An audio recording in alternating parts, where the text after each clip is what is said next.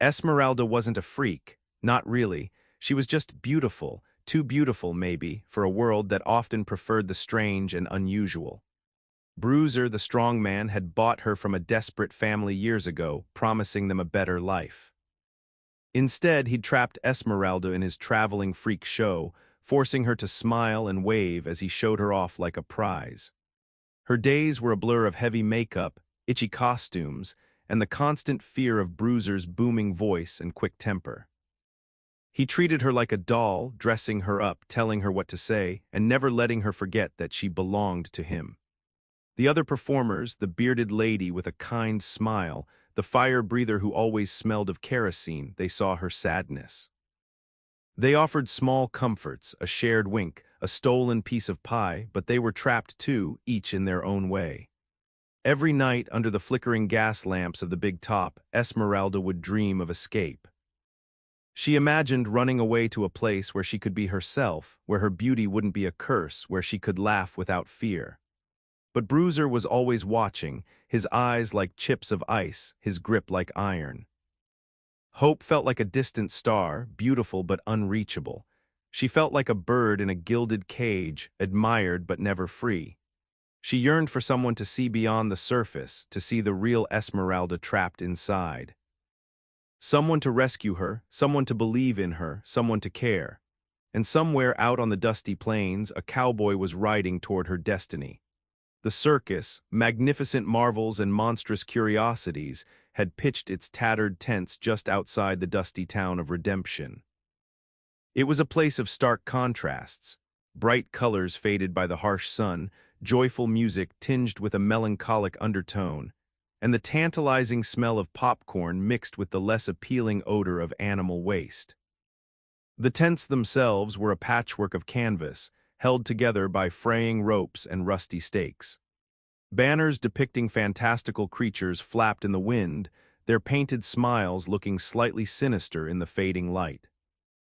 Children, wide-eyed with wonder and a touch of fear, clutched their parents' hands, eager to witness the spectacle within. Inside the main tent, sawdust covered the ground, muffling the sounds of shuffling feet and excited chatter. The air crackled with anticipation. Strings of colored lights, powered by a sputtering generator, cast long, dancing shadows on the canvas walls. The smell of cotton candy and stale beer hung heavy in the air. Behind the scenes, the performers prepared. The bearded lady carefully applied rouge to her cheeks, the fire-breather gargled with kerosene, and the contortionist twisted himself into impossible shapes. Each of them a unique piece of this strange and captivating world, hiding their own stories and secrets behind painted smiles and practiced routines. The circus was a world unto itself, a temporary escape from the ordinary, a place where anything seemed possible, even rescue. Dusty wasn't looking for trouble when he rode into Redemption. He was just a cowboy, a little rough around the edges, with a heart of gold hidden beneath a worn leather vest and a layer of trail dust. His horse, a trusty steed named Biscuit, plodded along, seemingly as weary of the road as Dusty himself. They'd seen better days, both of them. Dusty had a past he didn't talk about much, a past filled with bad choices and missed opportunities. He was hoping for a fresh start in Redemption, maybe find some honest work, maybe even find a little peace. He carried all his worldly possessions in a saddlebag, a bedroll, a few cans of beans, a harmonica, and a photograph of his late mother. As they entered the town, the sounds of the circus reached them, a discordant mix of calliope music and barkers' cries. Dusty wasn't much for circuses, but something about the energy in the air drew him in. He hitched Biscuit to a post outside the saloon and wandered toward the source of the noise, his eyes scanning the crowd, his hand instinctively resting on the handle of his revolver. He wasn't looking for trouble, but he was always ready for it. He had a feeling Redemption and that circus might just offer him more than he bargained for. He could feel it in his bones. Dusty found himself standing near the entrance to the big top as Bruiser, the strong man, took the stage. Bruiser was a mountain of a man, with muscles bulging beneath his ridiculously small striped leotard. He flexed and roared, the crowd responding with a mix of cheers and nervous laughter. Esmeralda, looking pale and frightened, stood beside him, forced to smile and present him to the audience. Bruiser began his act, bending steel bars and lifting impossibly heavy weights. The crowd gasped at his strength, but Dusty's eyes were fixed on Esmeralda. He could see the sadness in her eyes, the forced smile that didn't reach her heart. He noticed the way Bruiser would occasionally grab her arm a little too tightly or whisper something harsh in her ear. Then, Bruiser announced his final act, lifting a platform loaded with audience members. As he strained and grunted, Esmeralda nervously wiped her brow. Suddenly, one of the ropes supporting the platform began to fray. The crowd gasped, realizing the danger. Bruiser, focused on his feat of strength, didn't notice. Esmeralda, however, did. With a quick, desperate glance at the audience, she shouted a warning. Bruiser, startled, lost his grip and the platform began to tilt. Dusty reacted instantly. He leaped over the rope barrier and with a surge of adrenaline helped Bruiser stabilize the platform, preventing a disaster. The crowd erupted in applause, but Dusty's attention remained on Esmeralda. He saw the relief in her eyes, and in that moment he knew he had to help her. He couldn't stand by and watch her suffer. He had to do something.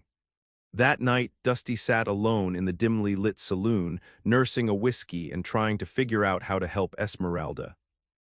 He overheard some rough-looking men talking in a corner booth. They were discussing Bruiser and his unbeatable strength, bragging about how he'd crushed anyone who dared to challenge him. "Heard tell he keeps that little beauty locked up tighter than a drum," one of them chuckled. "Says she's his property, bought and paid for." Dusty's blood boiled. He slammed his glass on the table, the sound silencing the men for a moment. He knew he couldn't just ride in and try to take Esmeralda. Bruiser was too strong and Dusty didn't have a plan, but he also couldn't stand idly by. Then he overheard another snippet of conversation. Apparently, Bruiser had a weakness, gambling. He loved to bet on back-alley fistfights and he rarely lost. A plan began to form in Dusty's mind, a risky plan, but it was the only one he could think of. He approached the bartender, a burly man with a handlebar mustache. "I hear there's some fighting going on around here," Dusty said, his voice low and steady. "I'm looking to make a wager." The bartender eyed him up and down. "You think you can take on one of Bruiser's boys?" "I reckon I can," Dusty replied, a glint of determination in his eyes. "I've got some savings I'm willing to put on the line." It wasn't much, just enough to get him by for a few weeks, but for Esmeralda, he was willing to risk it all. He just hoped his plan would work. He had to win. The back alley behind the saloon was a grimy, dimly lit space, filled with the stench of stale beer and desperation. A small crowd had gathered, their faces illuminated by the flickering light of a single lantern. Bruiser stood at the edge of the circle, a cruel smile on his face, his eyes gleaming with anticipation. He was clearly enjoying the spectacle. Dusty faced his opponent. A hulking brute named Knuckles Malone, one of Bruiser's most formidable fighters. Knuckles cracked his knuckles, his eyes filled with menace. He outweighed Dusty by at least 50 pounds, and his reputation for brutality was well known. The fight began with a flurry of punches.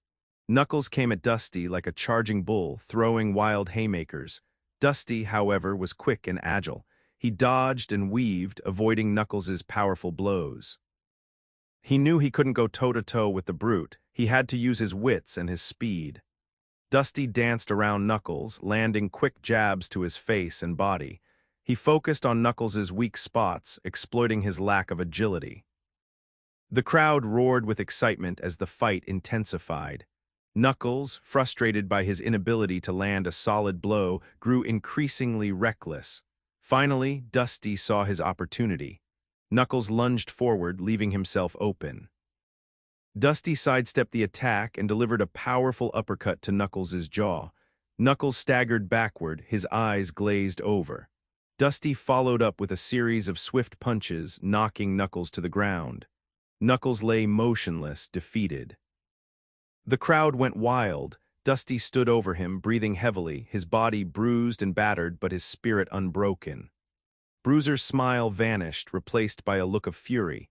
Dusty had won the fight, and now he had Bruiser's attention.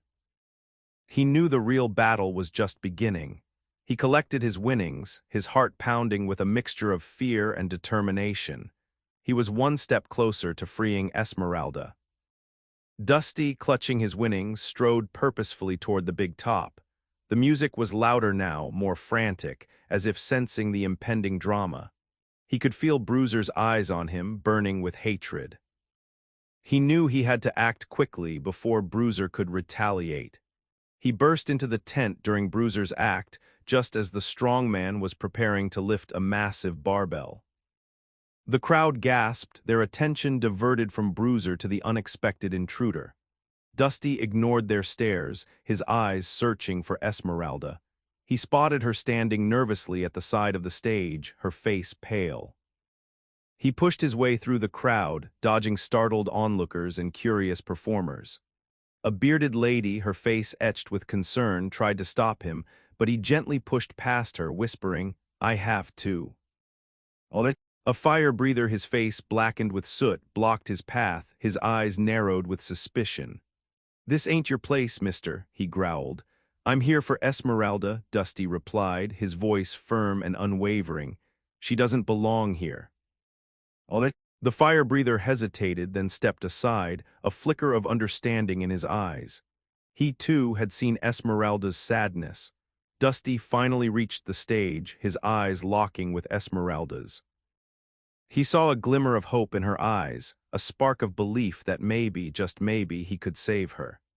He turned to face Bruiser, who was now glaring at him with unconcealed rage, the barbell forgotten at his feet.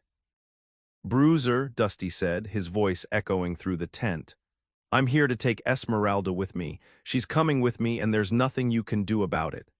The crowd held its breath, waiting to see what would happen next. The air crackled with tension, thick with the promise of a showdown. Bruiser's face contorted with rage.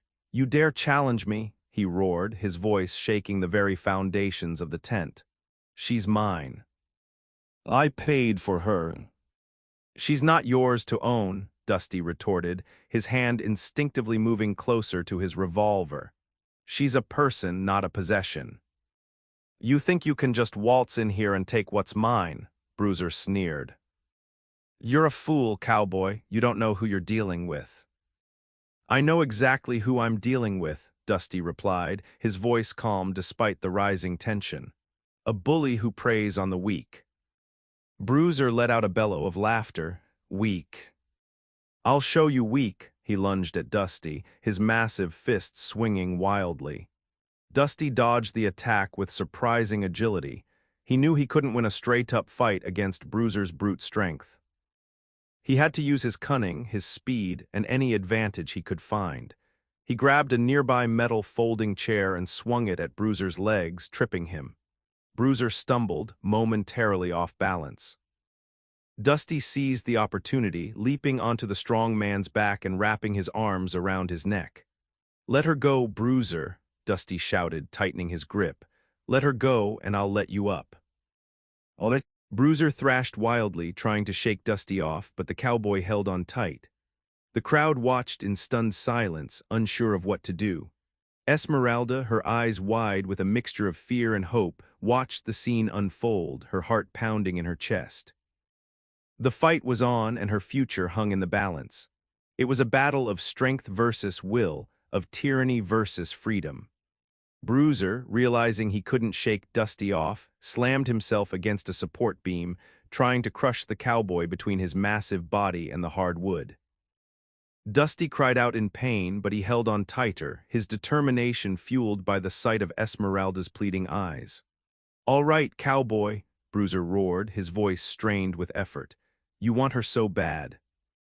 Then let's settle this like men." He stopped struggling, his body heaving with exertion. Dusty cautiously released his grip, stepping back and facing Bruiser. "What do you have in mind?" "A duel," Bruiser declared, his eyes gleaming with a sinister light. A fair fight, no weapons, just you and me. If you win, you can take her. But if I win, he paused, his smile turning cruel. You'll be working for me for the rest of your life. The crowd gasped. It was a high-stakes gamble, but Dusty knew he had no choice. He couldn't back down now, he had come too far. You're on, Dusty said, his voice steady despite the fear gnawing at his insides. A murmur rippled through the crowd. Some people cheered for Dusty, admiring his bravery. Others jeered, convinced that he was a fool to challenge Bruiser. But everyone was captivated by the drama unfolding before them. The bearded lady, her eyes filled with concern, called out, "Be careful, son, he fights dirty." The fire breather nodded in agreement. He's stronger than he looks, use your head. Even the contortionist, twisted into an impossible position, offered a silent nod of encouragement. Dusty was no longer just fighting for Esmeralda. He was fighting for the hope of everyone in the circus, for the possibility of freedom from Bruiser's tyranny. The crowd, sensing this, began to chant his name, Dusty, Dusty. Dusty, the sound echoed through the tent, fueling his courage and determination. He knew he had to win. The fight began like a thunderclap. Bruiser charged, a raging bull of muscle and fury. Dusty, light on his feet like a desert fox, dodged the initial onslaught, the wind from Bruiser's passing fists ruffling his hair. Bruiser swung like a blacksmith hammering steel, each blow capable of crushing bone. Dusty knew he couldn't block, he had to move. He danced around Bruiser, a whirlwind of motion, using the strong man's own weight against him. Bruiser, frustrated, roared and swung harder, but Dusty was always just out of reach. The crowd gasped and cheered, their faces lit by the swirling carnival lights.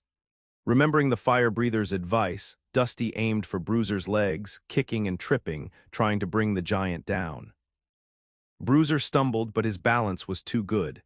He roared again, a sound like a wounded bear, and grabbed Dusty's leg, hoisting him into the air. Dusty, dangling upside down, felt his stomach lurch. Bruiser spun him around like a rag doll, preparing to hurl him into the crowd. Thinking fast, Dusty grabbed onto one of the overhead trapeze ropes, yanking himself free from Bruiser's grasp just as he was released. He swung through the air, a daring acrobat, landing nimbly on a stack of hay bales. Bruiser charged again, smashing through the hay bales like they were made of paper. Dusty knew he couldn't keep dodging forever. He needed to find a way to turn Bruiser's strength against him. He noticed a large tub of water used for the clown act, conveniently placed near the edge of the stage. An idea sparked in his mind, a risky plan, but it was his best chance. He just needed to lure Bruiser into the right position. The crowd roared, sensing the climax of the fight was near. Dusty taunted Bruiser, dodging his clumsy attacks and leading him closer and closer to the tub of water. Bruiser, blinded by rage, fell for the trick, lumbering after Dusty like a bull chasing a matador. With a final, desperate leap, Dusty jumped out of the way just as Bruiser reached the edge of the stage. Bruiser, unable to stop his momentum, stumbled forward, his massive frame crashing into the tub of water. The water splashed everywhere, soaking the stage and drenching Bruiser from head to toe. The strong man, sputtering and gasping, lost his footing on the slick surface and went down hard, his body sprawling awkwardly on the stage. Dusty didn't hesitate. He leaped onto Bruiser, pinning him to the ground. He knew he had to act fast before Bruiser could recover. He grabbed a length of rope from a nearby prop and quickly tied Bruiser's hands and feet. Bruiser roared in frustration, but he was helpless. He was finally defeated. Dusty stood up, his body aching, his clothes torn but his spirit soaring. He turned to Esmeralda, his eyes filled with relief and triumph. "Let's go," he said, extending his hand. Esmeralda, tears streaming down her face, rushed to him and took his hand. Together they walked to the edge of the stage. The crowd erupted in applause. They cheered and whistled, their voices echoing through the tent. They had witnessed a miracle, a victory of courage over tyranny, of hope over despair. Even the bearded lady and the fire breather joined in the applause, their faces beaming with joy. Dusty had not only freed Esmeralda, he had freed them all. He had shown them that even the strongest bully can be defeated, that even in the darkest of circumstances, hope can prevail. The sound of their applause was deafening, a symphony of freedom, but their escape wasn't over yet. Even with Bruiser tied up, the circus was still full of people loyal to him, people who wouldn't hesitate to stop them. Dusty knew they had to get out of the tent and away from the circus as quickly as possible. He took Esmeralda's hand and they began to run.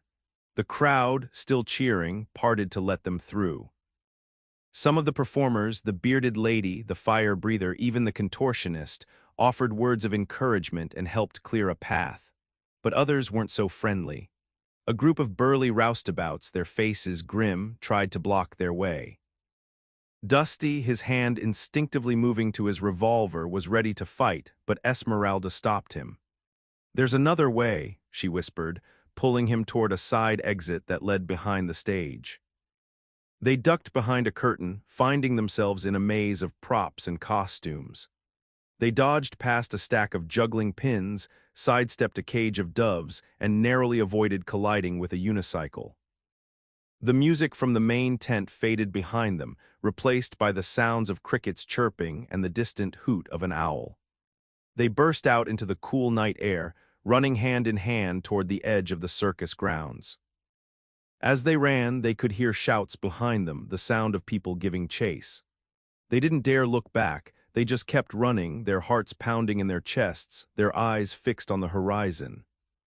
They knew that Bruiser wouldn't give up easily, that he would come after them.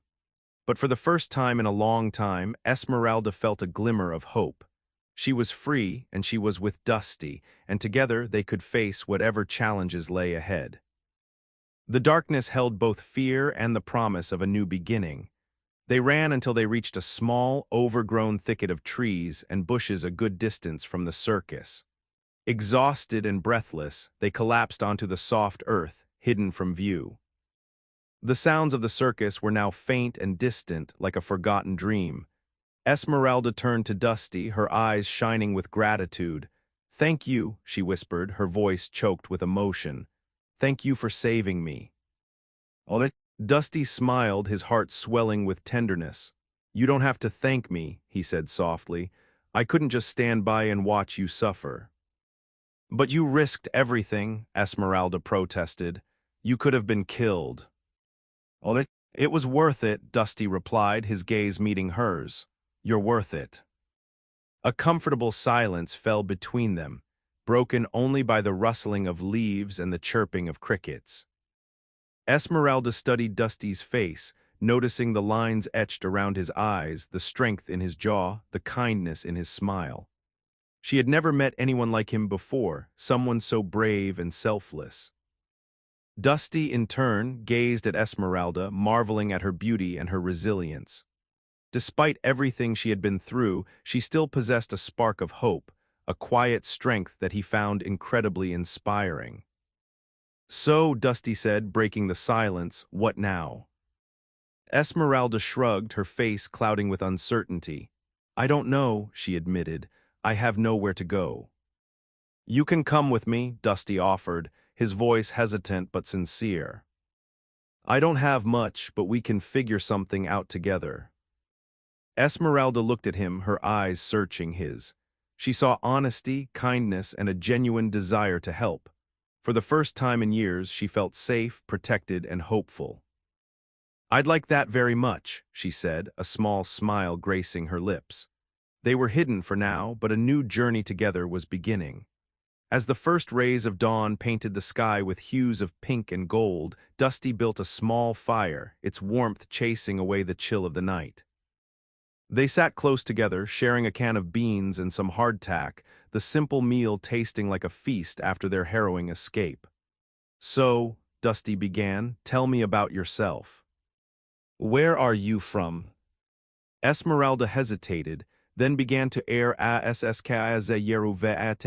story. She spoke of her childhood in a small village, her dreams of becoming a dancer, and the desperation that led her family to sell her to Bruiser. She spoke of the loneliness and the fear she had endured and the hope that had kept her going. Dusty listened intently, his heart aching for her. When she finished, he reached out and took her hand, his touch offering silent comfort. "I understand," he said softly. "I've had my share of hard times, too." He then shared his own story of growing up on a ranch, losing his parents at a young age, and drifting from town to town, searching for a place to belong. He spoke of his regrets, his mistakes, and his longing for a better life. As they shared their stories, they began to see each other in a new light. They saw each other's vulnerabilities, their fears, and their hopes. They realized that they had both been hurt, both been lost, but both were still searching for something more. Esmeralda learned that Dusty, despite his rough exterior, was a kind and gentle soul, a man of honor and integrity. Dusty learned that Esmeralda, despite her outward beauty, was a strong and resilient woman, a survivor who refused to give up hope. With each story they shared, their bond grew stronger. They were no longer just strangers who had been thrown together by fate. They were friends, confidants, and something more. They were two lost souls who had found each other in the wilderness, two broken hearts that were beginning to heal. The sun climbed higher in the sky, casting a warm glow over the landscape. Dusty pulled out his harmonica and began to play a soft, mournful tune. The music drifted through the air, weaving its way around the trees and bushes, creating a peaceful and intimate atmosphere. Esmeralda leaned back against a tree, closing her eyes and letting the music wash over her. She felt a sense of calm she hadn't experienced in years. The fear and anxiety that had haunted her for so long began to fade away, replaced by a feeling of hope and contentment. When Dusty finished playing, Esmeralda opened her eyes and smiled. "That was beautiful," she said softly. "Thank you." Dusty blushed, embarrassed by her praise. "It's just an old tune," he mumbled. "It's more than that," Esmeralda insisted. "It's a healing." She reached out and took his hand, her fingers intertwining with his. Their eyes met, and for a moment time seemed to stand still. They saw a reflection of themselves in each other's eyes, a shared understanding, an unspoken connection. Dusty felt a warmth spread through his chest, a feeling he hadn't experienced in a long time. He realized that he was falling for Esmeralda, falling hard. He admired her beauty, her strength, and her kind heart.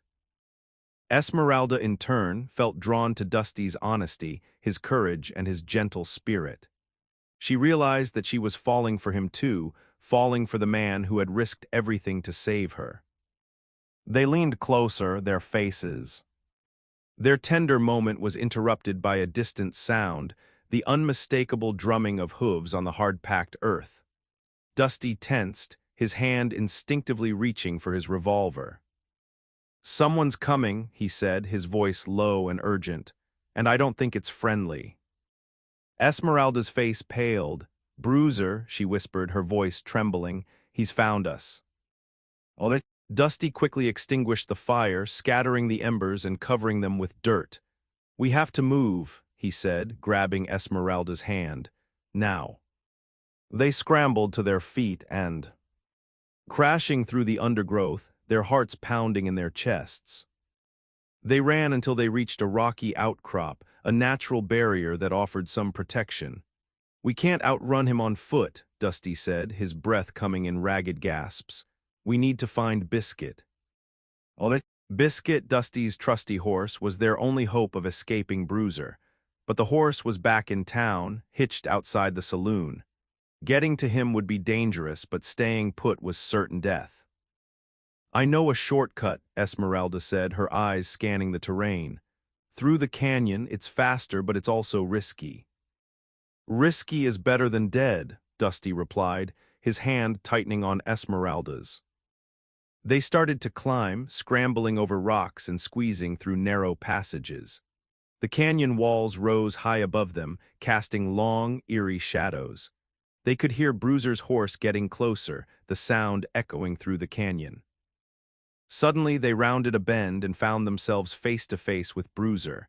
He was on horseback, his face contorted with rage, his eyes burning with hatred. "There's nowhere left to run," he bellowed, raising his whip. Dusty drew his revolver and fired a shot, narrowly missing Bruiser's head. The shot startled the horse, causing it to rear up, giving Dusty and Esmeralda a chance to escape. "Go," Dusty shouted, pushing Esmeralda forward. "I'll hold him off." Esmeralda hesitated, her eyes filled with fear. "But I can help." "Just go," Dusty insisted. "Get a biscuit, I'll meet you there." Reluctantly, Esmeralda turned and ran, her heart pounding. She made it to town, her lungs burning, and found Biscuit still hitched outside the saloon. She quickly untied him and, with a silent prayer for Dusty's safety, rode out of town, following the canyon trail. Meanwhile, Dusty engaged in a tense standoff with Bruiser, using his quick wit and marksmanship to keep the strongman at bay. He knew he couldn't win a prolonged fight, but he needed to buy Esmeralda time. Finally, after what seemed like an eternity, Dusty managed to slip away, disappearing into the maze of rocks and canyons. He knew Bruiser would be hot on his trail, but he had a plan. He met Esmeralda and Biscuit a few miles outside of town.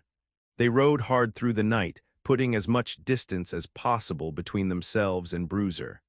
Exhausted and weary, they stumbled upon a small, isolated cabin nestled in a secluded valley. Smoke curled from the chimney, a sign of life in the desolate landscape. Hesitantly, they approached the cabin and knocked on the door. A moment later, the door creaked open, revealing a kind-faced old woman with twinkling blue eyes. "Well now," she said, her voice warm and welcoming, "what brings you two to my humble abode?" Dusty and Esmeralda explained their situation, telling the old woman about Bruiser and their desperate escape. The old woman listened patiently, her expression growing more somber with each word. When they finished, she nodded slowly. Come in," she said, gesturing them inside. "You look like you could use a hot meal and a good night's rest." Inside the cabin, they found warmth, comfort, and a sense of safety they hadn't felt in days. The old woman, whose name was Martha, offered them food, supplies, and wise counsel. She listened to their story with compassion and offered words of encouragement, reminding them that even in the darkest of times, hope can still prevail. They had found refuge, at least for now. That evening, after a hearty meal of stew and biscuits, Dusty and Esmeralda sat by the crackling fireplace, sharing their dreams for the future. Martha, knitting quietly in her rocking chair, listened with a knowing smile. "I've always dreamed of opening a small dance school," Esmeralda said, her eyes sparkling with enthusiasm. "A place where children can learn to express themselves through movement, where they can feel free and confident." Dusty smiled, imagining Esmeralda surrounded by happy children, teaching them to dance. "That sounds wonderful," he said sincerely. "You'd be a great teacher." "What about you, Dusty?" Martha asked, her gaze turning to the cowboy. "What are your dreams?" Dusty hesitated, his face clouding with uncertainty. "I don't know," he admitted. "I've never really thought about it. I've just been drifting from place to place, trying to survive." Esmeralda took his hand, her touch offering silent encouragement. "There must be something you want," she said softly, "something you're passionate about." Dusty thought for a moment, then a faint smile touched his lips. "I guess I've always wanted to have a ranch," he said, his voice filled with a longing he hadn't realized he possessed. "A place where I can raise horses, where I can be my own boss, where I can finally put down roots." "A ranch," Esmeralda repeated, her eyes lighting up. "That sounds perfect for you, Dusty. A place where you can use your skills and your kindness to build something beautiful." They spent the rest of the evening talking about their dreams, imagining a future where they could be together, supporting each other, and building a life filled with freedom and happiness. Martha listened patiently, offering words of wisdom and encouragement, reminding them that anything is possible if they believe in themselves and in each other. As the fire crackled and the stars twinkled outside, they dared to dream of a brighter tomorrow, a future where their love could blossom and their hopes could take flight. Their peaceful evening was shattered by a sudden, violent pounding on the cabin door. The sound echoed through the valley, sending a shiver of fear down Esmeralda's spine. Dusty sprang to his feet, his hand instinctively reaching for his revolver. "That's him," he said grimly. "Bruiser's found us." Martha, her face etched with concern, rose from her rocking chair. "Be careful, son," she said, her voice trembling slightly. "He's a dangerous man." Dusty nodded, his eyes fixed on the door. "I know," he said, "but I won't let him hurt Esmeralda." He grabbed a rifle from the wall and motioned for Esmeralda to hide behind Martha. "Stay here," he said. "I'll handle this." He cautiously approached the door and peered through the peephole. He saw Bruiser standing outside, his face contorted with rage, his eyes burning with a murderous intent. "Open this door," Bruiser bellowed, his voice shaking the cabin. "Or I'll break it down." Dusty knew he couldn't reason with Bruiser. He was a man consumed by hatred and vengeance. The only way to protect Esmeralda was to fight. He took a deep breath, steeled his nerves, and threw open the door. "What do you want, Bruiser?" he asked, his voice calm despite the fear gnawing at his insides. Bruiser's eyes narrowed, his gaze sweeping over Dusty, then settling on Esmeralda, who was peeking out from behind Martha. "I want what's mine," he roared, lunging at Dusty. "She belongs to me."